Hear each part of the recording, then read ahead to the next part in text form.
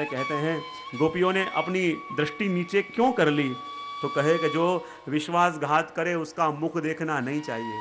और गोपियां कह रही हैं श्याम सुंदर ने आज हमारे संग विश्वासघात किया है, हमारे मन में ये विश्वास जगाया कि श्याम हमारे हैं और हम श्याम की हैं, हमारा नाम ले लेके हमको बुलाया, और जब भागती भागती हम श्याम सुंदर के पास आ गई, ये भरोसे कि श्याम हमको अपनाएंगे, और वही श्याम हमको कह रहे हैं वापस चले जाओ, अपने घर जाओ, अपने परिवार के पास जाओ। जिसके लिए सब कुछ छोड़ा वही हमको छोड़ने की बात करें, वो तो विश्वासघात किया कहा जाए। इसलिए अपने मुख को नीचे झुका लिया, कृत्वा मुखानि, अपना मुख झुका लिया। मुख क्यों झुका लिया? कहते हैं कि प्रभु को आज हमारा मुख देखना मंजूर नहीं है, प्रभु आज हमारा मुख देखना चाहते नहीं है, इसलिए तो वापस जाने को कह रहे हैं। और आज प्रभु हमारा मुख देखना क्यों नहीं चाहते? जरूर जाने अनजाने में इस मुख से कोई भगवदियों की या भक्तों की निंदा हुई होगी, जरूर इस मुख से संतों का अपमान हुआ होगा या किसी को अपशब्द कह दिए होंगे। इसलिए तो प्रभु आज इस मुख को देखने को तैयार नहीं है और हमको वापस जाने को कहते हैं। और जिस मुख से अपराध हुआ हो वो मुख प्रभु को दिखाने के लायक नहीं है, और इसलिए गोपियों ने अपने मुख को झुका दिया। कहते हैं भगवान ने गोपियों का तिरस्कार किया और गोपियां मुख क्यों झुका रही हैं? कहते हैं हे श्याम सुंदर, जब आप चतुर्भुज स्वरूप धारण करते हो तो आपके एक हाथों में सुदर्शन चक्र भी होता है। अब देखो आपने घर के बंधनों को तो छुड़ा दिया और यहां हमको बुलाया, और आप भी अपनाने को तैयार नहीं हो, तो जब किसी का गला काटने की तैयारी हो तो अपना मस्तक झुका देवे। ऐसे करो, अब जगत के तो हो नहीं पाएंगे और आप करने को तैयार नहीं हो, तो अब कहीं जाना नहीं चाहते, बस आपके चरण में ही देह छूट जाए। ऐसे करो, आपके हाथों में जो चक्र है उससे हमारा गला ही काट दो, ताकि हमारा जीवन यहीं आपके चरणों में समाप्त हो जाए। इसलिए गोपियों ने मुख झुका दिया, कृत्वा मुखानि। अब गोपियों ने अपना मुख क्यों झुकाया? मुख इसलिए झुकाया क्योंकि श्याम सुंदर आप कई बार कहते हो कि गोपियों तुम्हारा मुख तो कमल की तरह है। श्याम सुंदर आप कई बार हमको कहते थे कि गोपियों तुम्हारा मुख तो कमल की तरह है, पर ये कृष्ण चंद्र आज सामने खड़े हैं। क्योंकि जब सूरज उगे तो कमल खिले और चंद्र उगे तो कमल ढल जावे, झुक जावे। तो देखो, जब तक प्रभु की कृपा रूपी सूर्य हमारे ऊपर था तो ये कमल खिले हुए थे, लेकिन आज कृष्ण चंद्र सामने खड़े हैं और चंद्र को देख के जैसे कमल झुक जावे, ढल जावे, ऐसे ही गोपियों के मुख कमल ये कृष्ण चंद्र को देख के झुक गए। इसलिए कृत्वा मुखानि। अब कहते हैं गोपियों का मुख झुक गया और ऐसी दशा हो गई कि गोपियों की सांसें जल्दी जल्दी चलने लगी और गरम गरम सांसें गोपियों की चलने लगी। इसलिए गोपियां कहती हैं कि हमने नेत्र झुका दिए। बोले क्यों? क्योंकि प्रभु की तरफ देखती तो हमारे श्याम सुंदर तो माखन की तरह कोमल हैं, वो तो नवनीत की तरह कोमल हैं, और नवनीत की तरह कोमल ऐसे श्याम सुंदर को हमारे गर्म सांसों का अनुभव होगा तो भी प्रभु को श्रम पड़ेगा। ये विचार करके गोपियों ने अपना मुख झुका लिया। कहते हैं भगवान भी ये लीला क्यों कर रहे हैं? क्योंकि श्याम सुंदर कहते हैं मैं अरोगता भी हूं नवनीत, और मेरा स्वभाव भी उस नवनीत की तरह है। नवनीत यानी माखन, और माखन का स्वभाव क्या? उसके आगे ताप लाया जाए, उसके आगे अग्नि दिखे तो माखन पिघले बिना रह नहीं सकता, और यदि माखन पिघला नहीं है तो मानो सामने अग्नि नहीं है। भगवान ने कहा मैं तो उस नवनीत की तरह हूं, लेकिन पिघलता हूं तब जब मेरे सामने खड़े भक्त के हृदय में मैं अपने लिए विराग्नि देखता हूं। जिस जीव के हृदय में प्रभु के दर्शन का ताप जग जावे, जिस जीव के हृदय में प्रभु को मिलने की कामना जगे और विरह की अग्नि जगे, तो प्रभु पिघले बिना रह नहीं सकते। और अभी तक प्रभु हमारे पिघले नहीं हैं, तो मानो अभी तक प्रभु के दर्शन की वो अग्नि हमारे हृदय में प्रगटी नहीं है। जो हृदय में ताप प्रगटा होता, हृदय में अग्नि प्रगटी होती, तो शाम पिघल गए होते, ये नवनीत पिघल गया होता, लेकिन अग्नि प्रगटी नहीं है, इसलिए शाम पिघले नहीं है। और गोपियां विलाप कर रही हैं, रो रही हैं, और रोते रोते जैसे गोपियां आंख से आंसू बहा रही हैं, और गोपियों के आंखों से जो लंबे लंबे आंसू बह रहे हैं, और कैसे लग रहा है कि आंखों में जो काजल बहाया था आंख में जो काजल लगाया हुआ था वो काजल भी बहते बहते बाहर आ रहा है, और काजल भी बहते बहते बाहर आ रहा है। और गोपियां कहती थी कि देखो, जब श्याम ने हमें अपनाया था तो उन श्याम को हमने अपने हृदय में बसाया था, लेकिन जब श्याम ने आज तिरस्कार कर दिया तो आंखों से बह रहा ये काजल और कुछ नहीं है, ये वो श्याम ही है जो हमारे हृदय में अभी तक बसे थे, लेकिन हमको जाने का कह रहे हैं, यानी वही श्याम सुंदर हमारे हृदय से निकल के अब बाहर जाना चाहते हैं, इसलिए श्याम काजल बाहर बह रहा है। गोपियां जब भगवान के पास आई थी तो अपने गले के पास, अपने हृदय के ऊपर गोपियां कुमकुम केसर लगा के आई थी। और ये कुमकुम केसर क्या है? केसर का रंग भी लाल होता है, कुमकुम का रंग भी लाल होता है। और कहते हैं श्याम सुंदर, ये हमारे हृदय में लगा हुआ केसर कुमकुम नहीं है, ये तो हमारे हृदय में रहा आपके प्रति अनुराग है। और इस अनुराग के बलबूते पे हम चलते चलते प्रभु आप तक पहुंची हैं, ये आपके लिए रहा अनुराग है। और जो कुमकुम केसर वो अपने हृदय में लगा के आई थी, और जैसे ही भगवान ने तिरस्कार गोपियों का किया, आंख से आंसू बहने लगा, और आंख से आंसू बहने लगे, और आंखों में लगाया हुआ काजल बहता बहता आया, और उस काजल से पूरा लाल रंग का जो अनुरागमय कुमकुम केसर था वो धुल गया, और कुमकुम केसर सब काजल से धुल गया। मानो गोपियां कहती थी, जब श्याम ने अपना माना, अपना बनाया, तब तो श्याम के प्रति ये अनुराग हृदय में था। और जिस समय श्याम ने हमारा तिरस्कार किया, और जब श्याम जिसका तिरस्कार करें फिर तो उस हृदय के ऊपर कालक पोत देनी चाहिए। और ये विचार से मानो वो काजल से पूरा अनुराग मिल गया। और कहते हैं ना, जब आंखों से काजल बहता बहता आ रहा था तो मानो गोपियों की आंखों से एक संग दो यमुना जी बहते बहते आ रहे थे, और आंखों में काजल भी लगा हुआ है। तो जैसे जैसे काजल बहता बहता आवे और हृदय तक आके वो काजल, वो धारा सूख जावे। बोले क्यों? क्योंकि उस समय गोपियों के हृदय में इतना ताप था, इतना ताप था कि जो यमुना जी गोपियों की आंखों से प्रकट हुए, वो बहते बहते हृदय तक आते आते गोपियों के ताप में वो जल सूख जाता था। लेकिन जैसे ही जल सूख जावे तो सिर्फ काजल की दो धाराएं आंखों से लेके हृदय तक दिखे। हाँ, जैसे दो धाराओं का निशान दिखे, इसका मतलब क्या? जैसे दीवार के ऊपर भी कहीं पानी की धारा निकली हो और पानी सूखने पर भी उसका निशान धारा का रह जाता है, और ऐसे ही गोपियों की आंखों से जो दो आंसुओं की धारा बह रही थी, हृदय तक आके वो धाराएं सूख गई, लेकिन काजल के निशान बने हुए रह गए। गोपियां कहती है, निशान क्या है? जैसे कोई मिस्त्री आवे और किसी वस्तु को करवट से काटने वाला हो तो पहले निशान लगाता है, और निशान लगा के फिर वो वस्तु को काटता है। तो कहे श्याम सुंदर, आप हमारा हृदय को चीरने वाले हो, और इसलिए निशान हमने लगा दिया है। बोले हमको मारना ही चाहते हो तो हमको मार दो, लेकिन आपके पास से हमको दूर जाने का ना कहो। बार बार गोपियां कहती रही, बार बार समझाती रही, लेकिन भगवान न माने। भगवान ने एक बात ना सुनी, और गोपियों ने 10 श्लोकों के अंदर, पहले भगवान ने 10 श्लोकों में गोपियों की परीक्षा करी, और आगे के 10 श्लोकों के अंदर गोपियों ने भगवान के प्रश्नों का उत्तर दिया है, और उसको कहते हैं प्रणय गीत। क्या कहते हैं? भगवान कहते हैं, गोपियों तुम अपने घर चली जाओ, अपने परिवार के पास चली जाओ, तुम ये करो, तुम वो करो, तुम वहां चली जाओ। बार बार भगवान गोपियों से कह रहे हैं, और गोपियां अब अपना पक्ष रखती हैं, क्योंकि मानो ये भी आज कचेरी चल रही है। पहले भगवान ने पक्ष रखा, अब ये भी गोपियां कोई साधारण नहीं है, श्रुति रूपा गोपीजन है, वेद की रुचाएं हैं, और जब वेद की रुचाएं हैं तो उनके पास अनेक प्रमाण भी हैं, और प्रमाण दे दे के भगवान के प्रश्नों का उत्तर देती हैं। और गोपियां कहती है, श्याम सुंदर, आप हमको जानने के लिए कहते तो हो, पर आप जानते हो प्रभु हम कौन हैं, हमारे चित्त की अवस्था क्या है, हम कैसी हैं? भगवान ने कहा, बताओ तुम कौन हो, कैसी हो। और जैसे ही बात भगवान ने अभी मानो अपनी समाप्त नहीं करी थी, और भगवान की बात काटते हुए गोपियों ने प्रणय गीत प्रारंभ किया, और कह रहे हैं, एवं विभोर्हति भवान् गदितुं नृशंसं संत्यज्य सर्वविषयान् तव पदमूलम् भक्ता भजस्व दुरवग्रह मां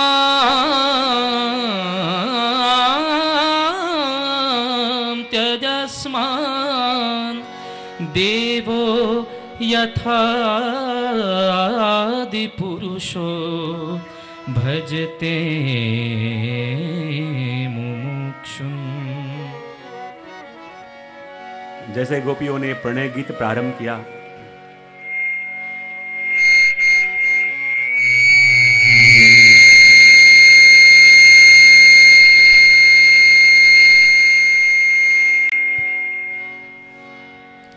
वेणुनाथ के बाद शंखनाद भी होना चाहिए। बोलिए कृष्ण कन्हैया, कृष्ण कन्हैया, श्री कृष्ण कन्हैया,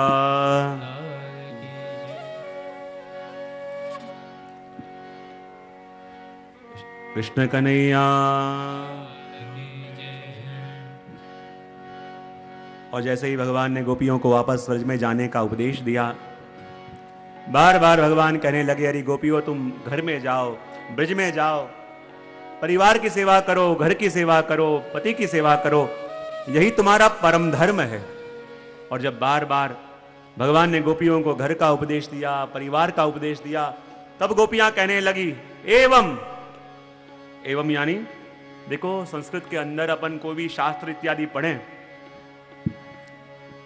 ब्रह्मसूत्र पढ़ो, अणुभाष्य पढ़ो, कोई भी टीका पढ़ो, उसके अंदर क्या होता है, दो पक्ष होते हैं, एक पूर्व पक्ष और दूसरा उत्तर पक्ष।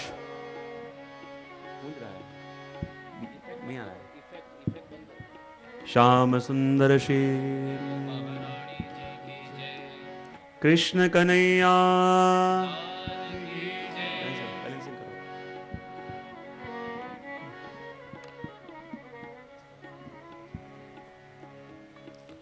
हे गोपाल राधे कृष्ण,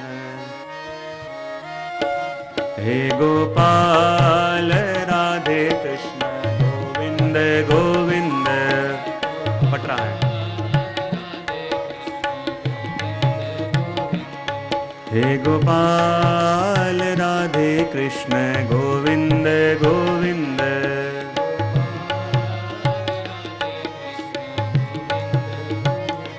कृष्ण गोविंद गोविंद, कृष्ण गोविंद गोविंद।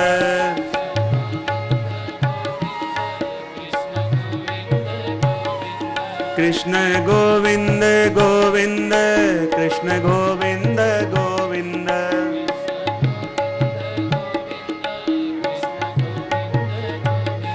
हे गोपाल राधे कृष्ण, गोविंद गोविंद।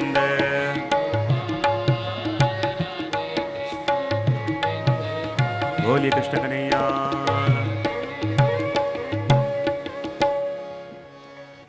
और जैसे ही गोपियों ने गाना प्रारंभ किया, और जैसे ही एक एक वस्तु भगवान ने गोपियों को सुनाई, और भगवान की एक एक वस्तुओं को सुन के, एक एक बातों को सुन के, एक एक व्यंग को सुन के गोपियों को बड़ी पीड़ा हुई, बड़ी चोट लगी। और गोपियों ने ये प्रणय गीत गाया। और प्रणय गीत क्या, मानो प्रभु ने जो बात कही वो पूर्व पक्ष और उत्तर पक्ष कह के गोपियां अपनी बात रखती हैं। प्रारंभ कहां से किया प्रणय गीत का, एवं एवं, और मेवम यानी एवं मां।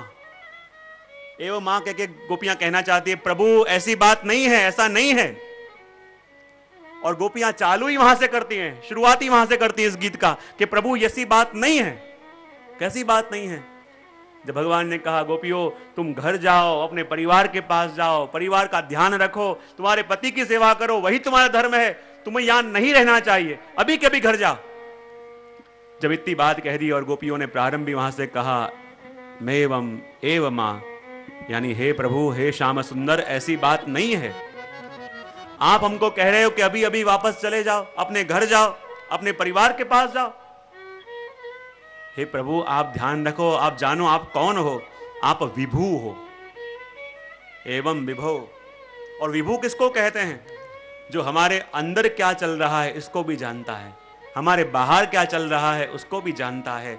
इस घट घट की जिसके अंदर खबर है वो विभो है। और हे प्रभु आप विभो हो, और विभो हो इसलिए आप ये भी जानते हो कि हमारे मन में क्या चल रहा है। हमारे एक एक दिल की धड़कनों की खबर प्रभु आपको है। हमारा मन क्या चाहता है और किसको चाहता है प्रभु आप ये भी जानते हो। हम यहां क्यों आई हैं ये भी आप जानते हो। हम वापस जाना क्यों नहीं चाहती ये भी आप जानते हो। और प्रभु फिर भी आप हमको कह रहे हो कि तुम वापस चले जाओ। नृशंसम, हे प्रभु आप तो जीवन देने वाले हो, आपका काम जीवन देना है, और जीवन देने वाले, जीवन का दान देने वाले होके ये मारने का उद्योग आपने प्रभु कब से प्रारंभ कर दिया है कि मीठी मीठी प्रेम की बात करके आप जीवों को अपने में प्रीति कराते हो, और जब आपके स्वरूप में उसकी प्रीति हो जाए तो विरह का दान देके उसे मार देते हो।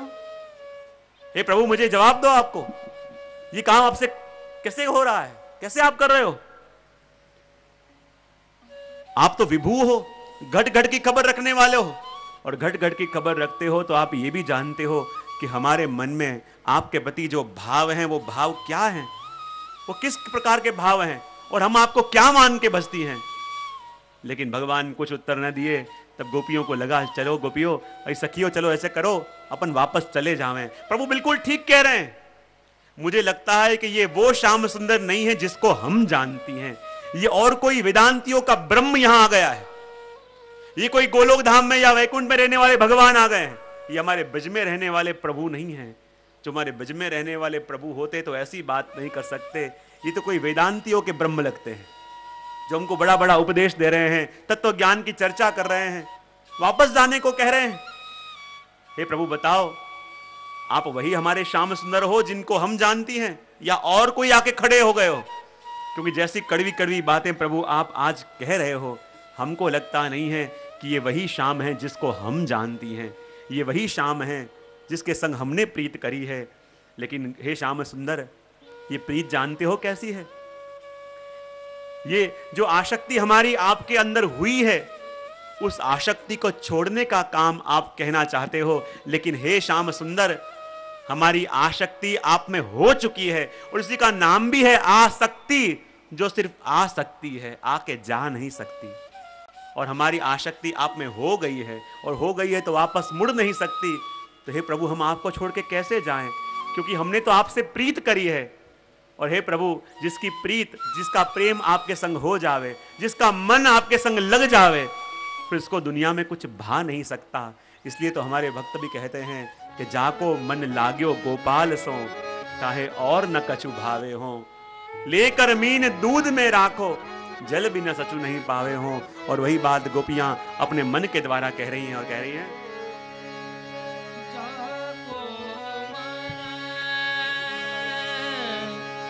लाग्यो गोपाल सो, जाको मन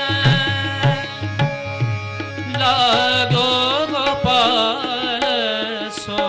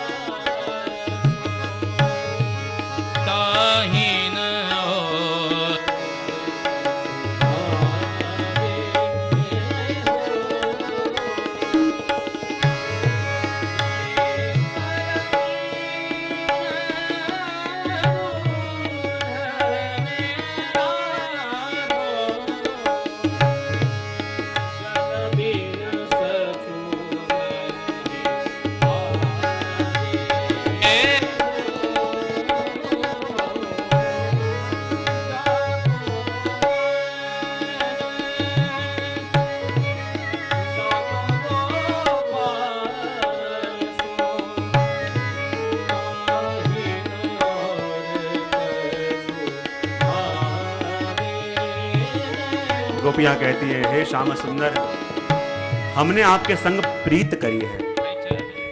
और प्रभु जिसकी प्रीत आपके संग लग जावे, जिसका प्रेम आपके संग हो जावे, फिर उसे दुनिया की कोई वस्तु कभी भा नहीं सकती। जिसने आपके रस का अनुभव कर लिया हो, जिसने आपका अनुभव कर लिया हो, फिर उसे दुनिया का कोई स्वाद वापस आनंदित कर ही नहीं सकता। जैसे कोई मछली से पूछे कि हे मछली, देख तू कितने कितने युगों से पानी के अंदर रह रही है, कितने कितने अनंत युगों से पानी में रह रही है, लेकिन पानी की कीमत क्या? तू कहती हो तो तुझे थोड़े दिन के लिए दूध में रख दे। यदि दूध में रखने का मछली को कहो तो क्या पानी को छोड़ के मछली दूध में रहने जाएगी? और यदि जाएगी तो जीवित रह नहीं पाएगी, क्योंकि मछली ने प्रेम किया है जल के संग, और जिसके संग प्रीत जोड़ी है उसको छोड़ के एक क्षण के लिए भी कहीं जाना हो, उसके प्राण देह में रह नहीं सकते। एक क्षण के लिए भी अपने प्रिय से दूर होने का हो, जीवित न रह पावे, क्योंकि मछली ने जल से प्रीत जोड़ी है। कहते हैं ना, जब पानी के अंदर बाढ़ आती है, और जब पानी में बाढ़ आती है, जल की लहरें उछलती हैं, और इतना बाढ़ नदी के अंदर आ जाता है, और पानी में जब बाढ़ आती है तो उस बाढ़ के अंदर छोटी सी मछली तैरती रहती है, लेकिन बड़े बड़े गजराज हाथी वो उस बाढ़ के पानी में बह जाते हैं। अपन को लगे शक्ति की दृष्टि से देखो तो मछली बलवान के गजराज बलवान? बलवान कौन है, मछली के हाथी? हाथी बलवान है, लेकिन फिर भी बाढ़ का पानी उस हाथी को बहा के ले जाता है, लेकिन मछली को पानी ताड़ता है। बोले क्यों? क्योंकि पानी भी जानता है हाथी को भी मुझसे प्रेम है, लेकिन जैसा प्रेम इस मछली को मुझसे है ऐसा प्रेम हाथी को नहीं है। क्योंकि कभी तो मेरे में स्नान करने आता है, कभी जंगलों में जाता है, कभी पहाड़ों में जाता है, इसकी प्रीति अनेक जगह बिखरी हुई है, लेकिन मछली को तो मेरा संपूर्ण आश्रय है।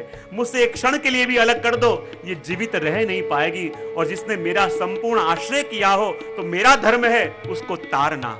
इसलिए जब पानी के अंदर बाढ़ आवे तो बड़े बड़े गजराज को पानी बहा लेता है, लेकिन मछली को तारता है, क्योंकि मछली ने पानी का आश्रय किया है। उसी प्रकार प्रभु हमने भी आपका आश्रय किया है। हमारी भी दशा उस मछली की तरह है, जैसे मछली को पानी से बाहर निकालो तड़पती रहेगी, न जी पाएगी न मर पाएगी। और यदि आपने आज हमको वापस भेज दिया तो हमारी वो दशा है कि आपके तो हो न सके, और आपको देखने के बाद जगत के कभी हो न पाएंगे, न जी पाएंगे न मर पाएंगे, क्योंकि हमने प्रभु आपसे प्रीत की है। और प्रीत की रीत प्रभु आप क्या जानो।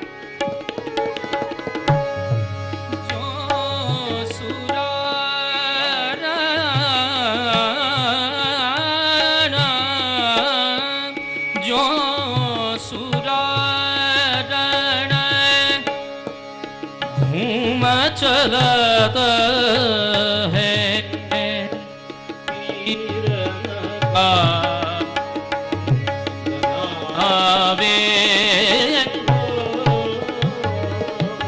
जैसे कोई योद्धा युद्ध करने के लिए जा रहा हो, उसका एक ही लक्ष्य है कि जिसके लिए मुझे अवसर मिला है, जिसके लिए मैं निकला हूं, वो वस्तु मैं जीत के आऊंगा, वो वस्तु मैं पा के आऊंगा।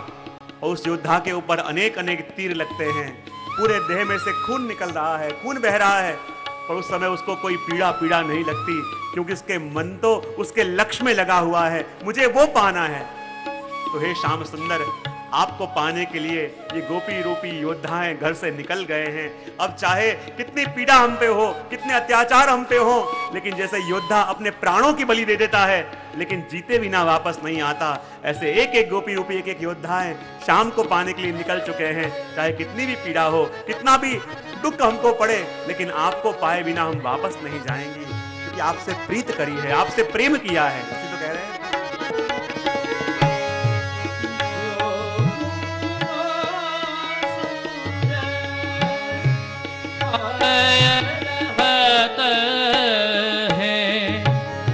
सुख स्वाद न बतावे हो, जागो मन लाग्यो गोपाल सो, ताहि और कछु भावे हो, जागो मन।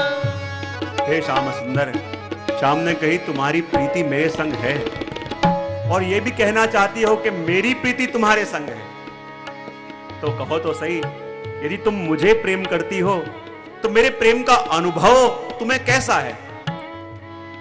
तब गोपी कहती, श्याम सुंदर, आप ये पूछ रहे हो कि आपसे प्रेम करने का सुख और उस सुख का वर्णन हम करें आपके आगे?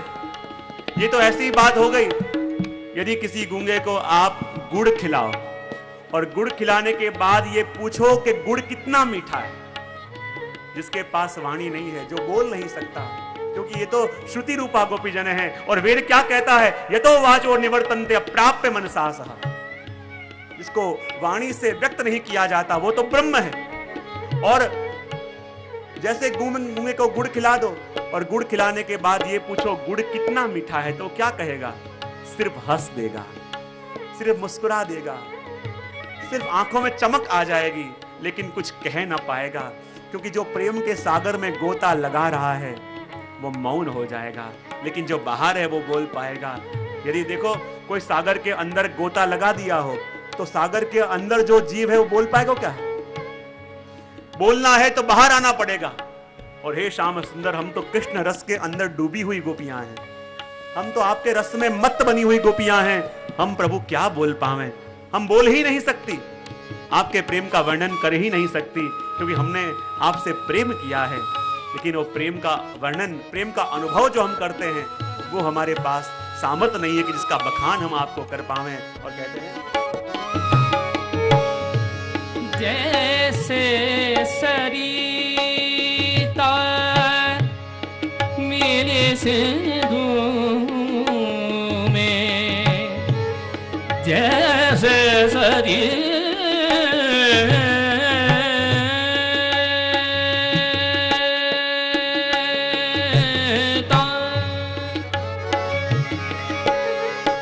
मेरे सिंधु में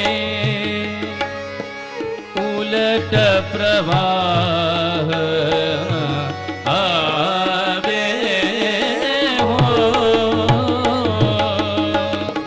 जैसे सूरज कमला मुख निरकर,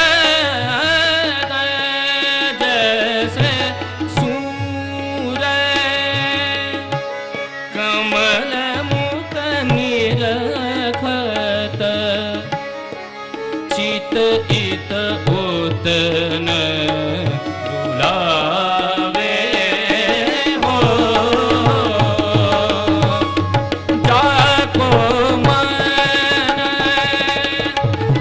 लागो गोपाल सो, ताहि और कछु भावे हो, जाको मन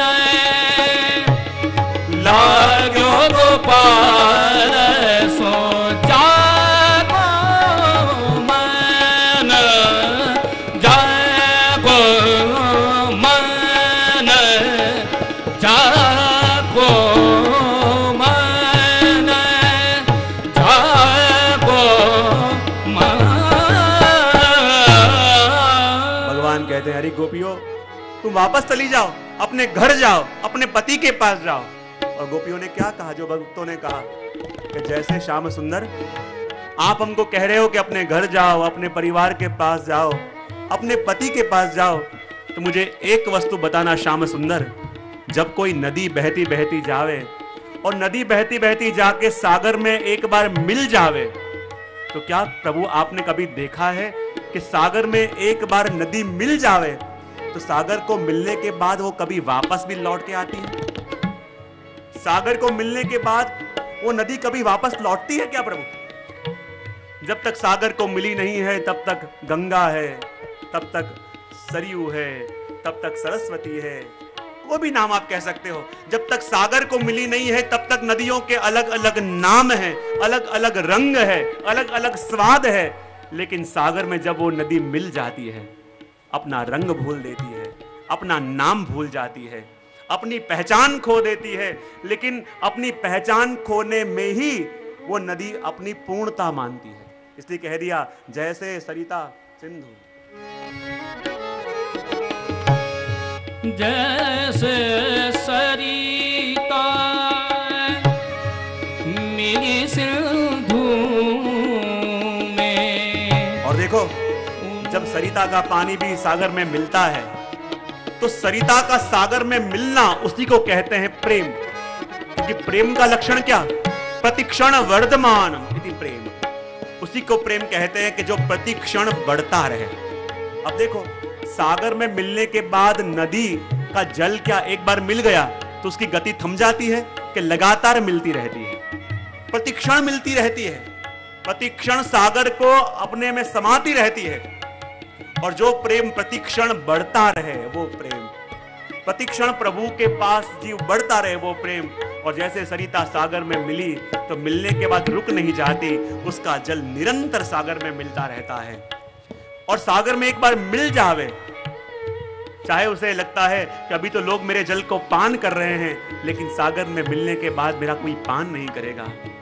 अभी तक तो मेरे जल को मधुर कहा जाता है, अमृत कहा जाता है, लेकिन सागर में रहने के बाद, सागर में मिलने के बाद कोई जल पीने को तैयार ना होगा। अभी तो लोग मुझे पूज्य मानते हैं, अपना जल घर लेके जाते हैं, लेकिन बाद में कोई तैयार ना होगा। अभी तो मेरे नाम की लोग स्तोत्र गाते हैं, मेरे नाम के अष्टक गाए जाते हैं, लेकिन सागर में मिलने के बाद न मेरा नाम रहेगा, न मेरा रूप रहेगा, न मेरा स्वरूप रहेगा, न मेरी पहचान रहेगी।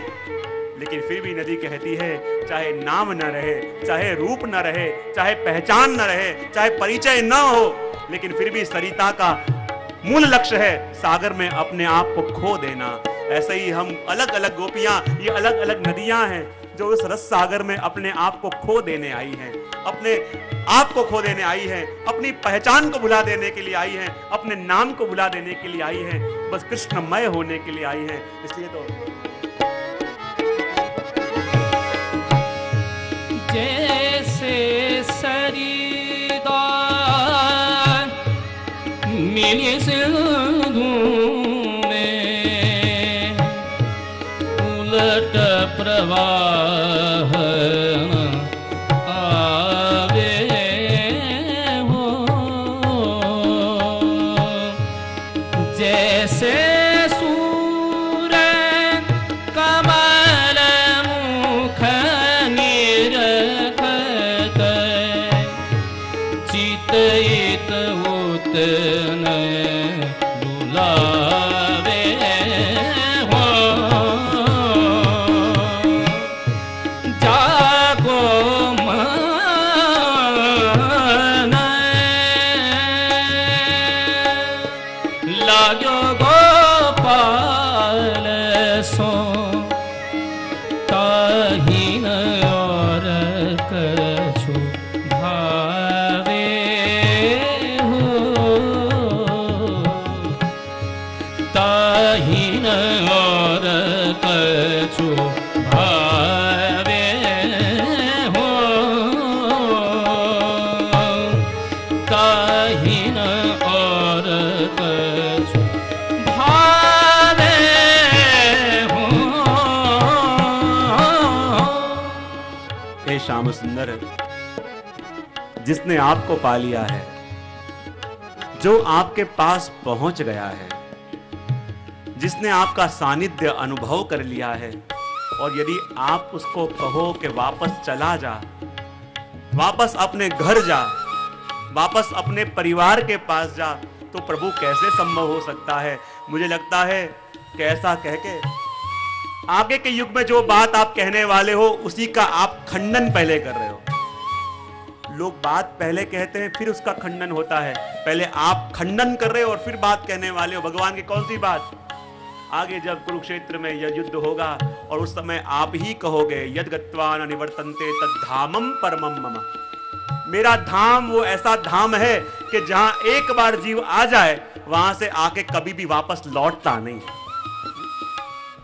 जब आप ही कहने वाले हो कि मेरा धाम यानी जहां मैं खड़ा हूं वो धाम ऐसा धाम है कि मेरे चरण तक एक बार जीव आ जावे तो मेरे शरण तक आने के बाद, मेरे चरण तक आने के बाद वो जीव वापस लौट नहीं सकता, वो जीव वापस जा नहीं सकता।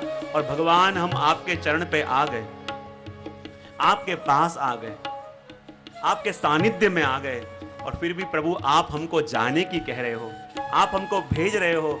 ये तो आप जो बात कहने वाले हो उससे पहले ही आप अपना खंडन कर रहे हो।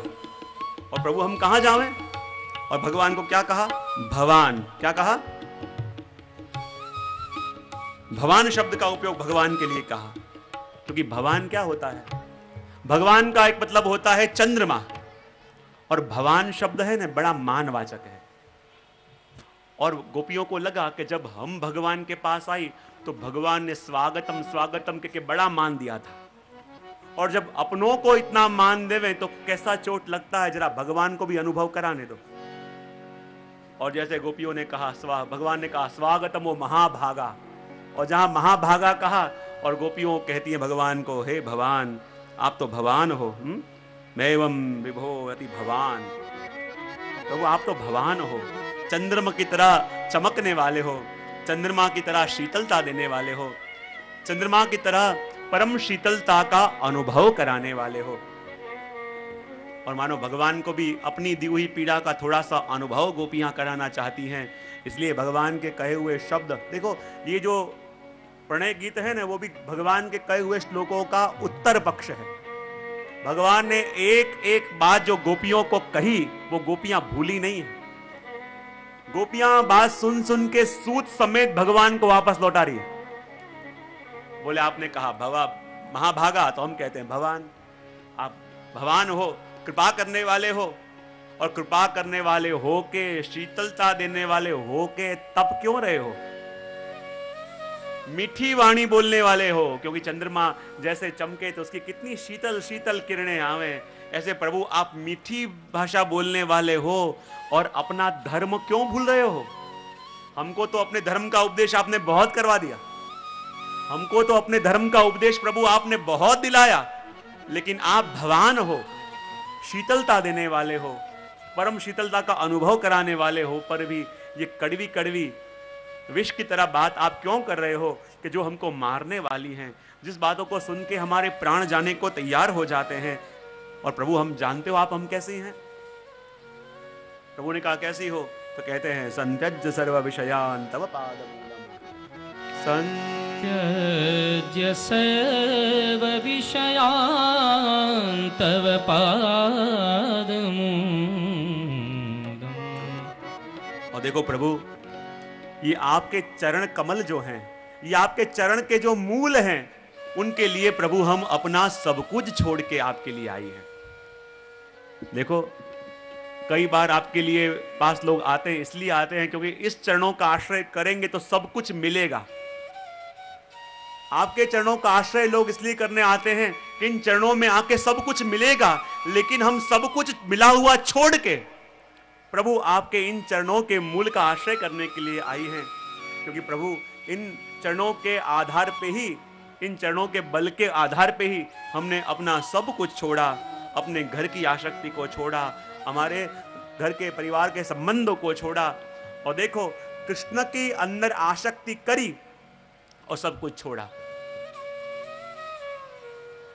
कृष्ण के अंदर ही अपना सब कुछ मान लिया और सब कुछ छोड़ के गोपियां भगवान के पास आई।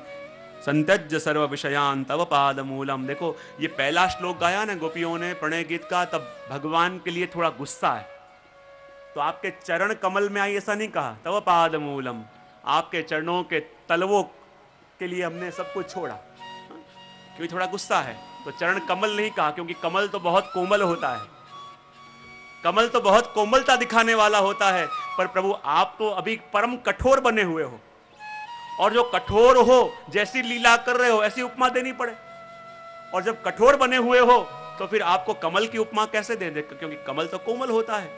इसलिए कह दिया संत्यज्य सर्व विषयान तव पादमूलम। इसलिए गोपियां कहती है एवमेवं विभोर्हति भवान गदितुं नृशंसं संत्यज्य सर्व विषयान तव पादमूलम।